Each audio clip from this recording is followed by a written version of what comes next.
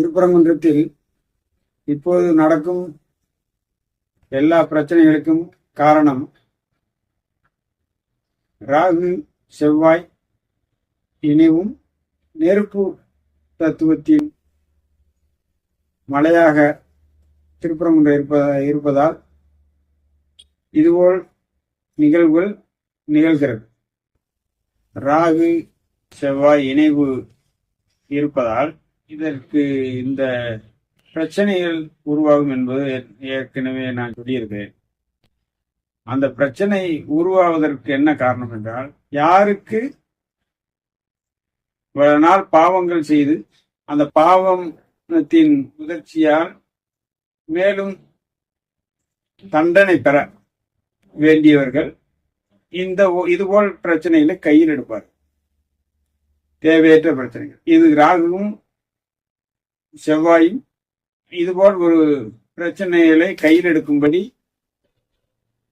தானாகவே உருவாக்கி கொள்ளும். ஏனென்றால் தேவையற்ற பிரச்சனை, இதில் யாருக்கும் லாபம் இல்லாதது, அவரவர் வேலைகளை அவரவர் செய்ய வேண்டியது. இருப்பினும் இதை ஒரு பிரச்சனையாக உருவாகி பெரிய அளவில் அங்கும் இங்கும் பேசப்படுகிறது. இதற்கு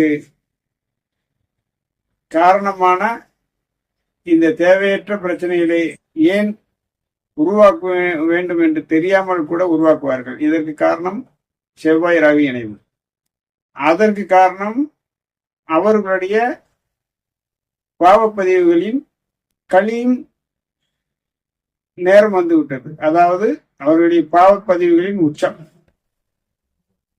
அதற்கான தண்டனை நிச்சயமாக யாரா இருந்தாலும் கிடைக்கும். இது உறுதி.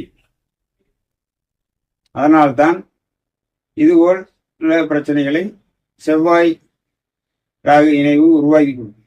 மற்றும் கிரகங்கள் தானாகவே பிரச்சனைகளை உருவாக்குவதில்லை, ஏற்கனவே தீர்மானிக்கப்பட்டதாகத்தான் இருக்கும். யாருக்கு என்ன தண்டனை கிடைக்க வேண்டும் என்று தீர்மானிக்கப்பட்டுள்ளது.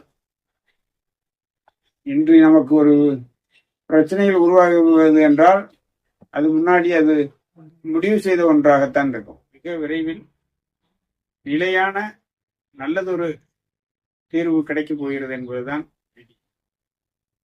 இதில் யாரு குறுக்கே நின்றாலும் அவர்களுக்கான கர்மாவை அவர்கள் அணிவித்துக் கொண்டு அவர்கள்